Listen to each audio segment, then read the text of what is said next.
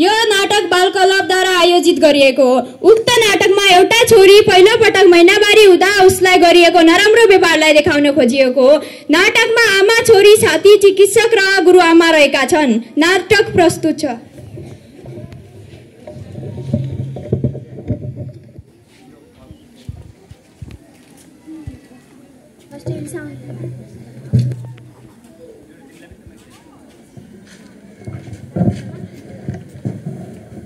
आमा आमा म स्कुल गए। जा जा छिटो मात्र आए।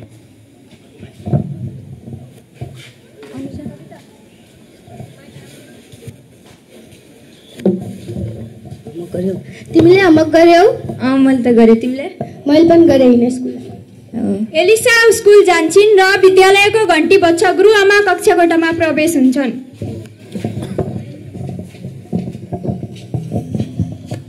शुभ प्रभात सबैलाई। ल अब म हाजिर लगाउँछु है।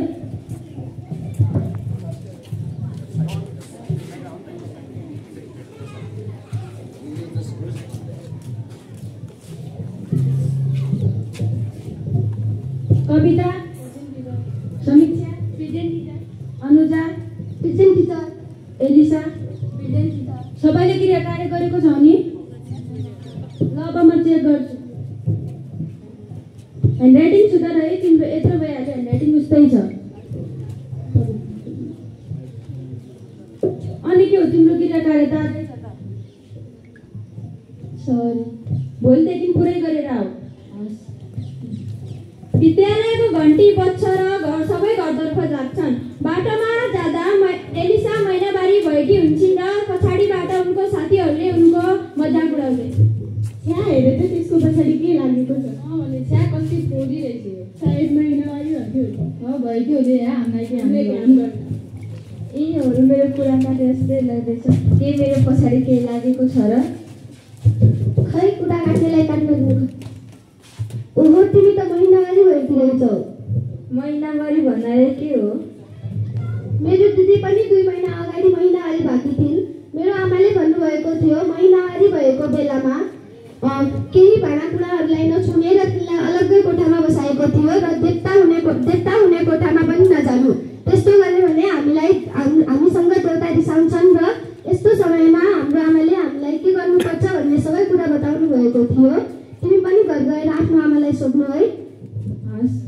ल मेरो घर पुग्यो, म घर जान्छु। ल बाई। एलिसा र उनको साथी घरतर्फ लाग्छन्। घर पुग्दा आमालाई बताउँछन्। आमाले भन्छन्, आमा के हो? पेट दुख्दैछ मेरो। जति बेला नि तेरो पेट दुखेको हुन्छ, कति बेला टाउको दुखेको हुन्छ, घर आएर मलाई सताउनु भयो। के जान्दैन यो केटीले? साँच्चै पेट दुख्दैछ मेरो। होइन अब तेरो पेट केले दुख्न लाग्यो हो? खै मेरो साथीहरूले मलाई महिनावारी भएको छ भन्दै थिए। साथीहरूले चाहिँ भने त्यही कुरामा भरोसा गर्ने हो। उनीहरूले के भन्छन्।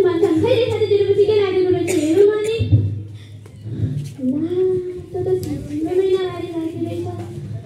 ल जे भए पनि त्यही होस्, म तेरो कपडा ल्याइदिन्छु।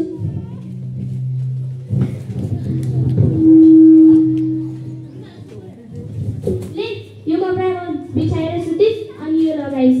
भित्र नआइस्।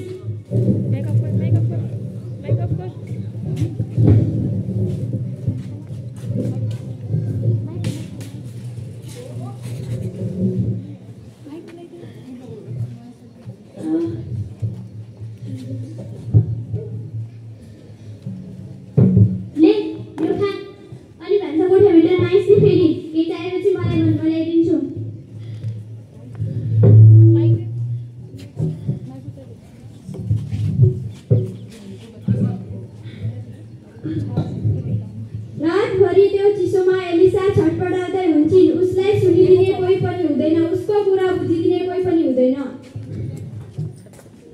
बिहान एलिसाकी साथी आउँछिन् र आमा पनि उनलाई हेर्न जान्छन्।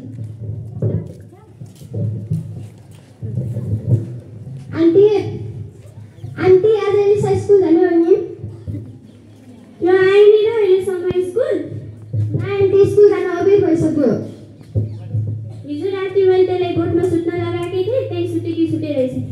मैले एलिसा ए एलिसा उठ भनेको सुन्दैनिस्? तेरो साथीहरु स्कुल जान आइसके यो भने यो केटी अहिलेसम्म सुतेकी सुस्तै नै छे। एलिसा एलिसा एलिसा ला एलिसा एलिसा लौराले मेरो छोरी दियो।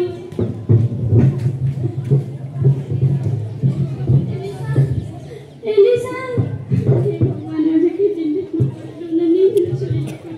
लौराले अहिले अस्पताल लग्नु। एलिसा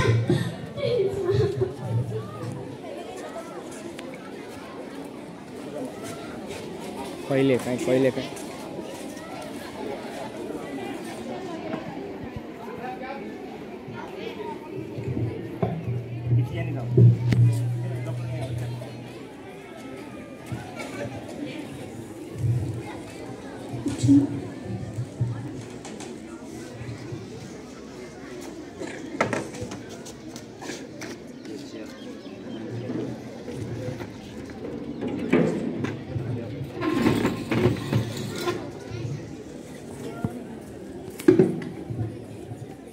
के भयो नानीलाई? के भएको छ?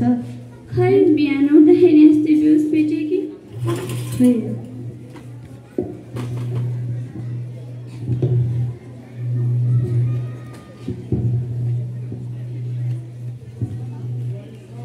ओहो उसलाई त चिसो लागेको रहेछ। कहाँ सुताउनु भएको थियो र? हिजो महिनावारी भाग्यो गोठमा सुताकी थिए।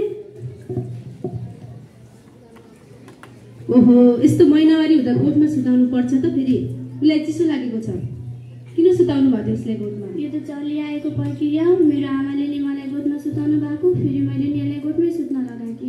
ओहो यस्तो अन्धविश्वासमा विश्वास गरेर हुन्छ त? यस्तो अवस्थामा त छोरीको ख्याल गर्नुपर्छ, स्याहार सुसार गर्नुपर्छ, उसलाई पोषणयुक्त खाना दिनुपर्छ। झन् तपाईँले यस्तो किन गर्नु भएको? आफ्नो छोरीलाई माया गरेर राख्नु पर्नुको सट्टामा।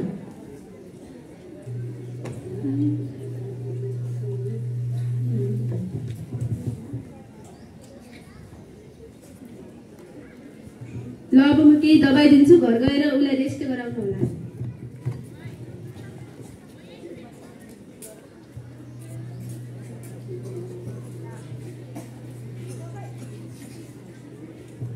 सबैजना घर जान्छन् र एलिसाकी आमाले एलिसाको राम्रोसँग ख्याल राख्छिन्। ल हिँड छोरी, हामी घर जानु है। आन्टीको पनि घर गयो है? हस् नानी, राम्ररी जानु है।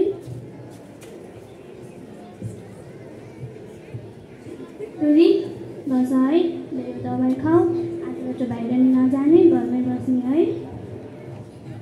र यो नाटक यहीँ समाप्त हुन्छ। हस्त धन्यवाद।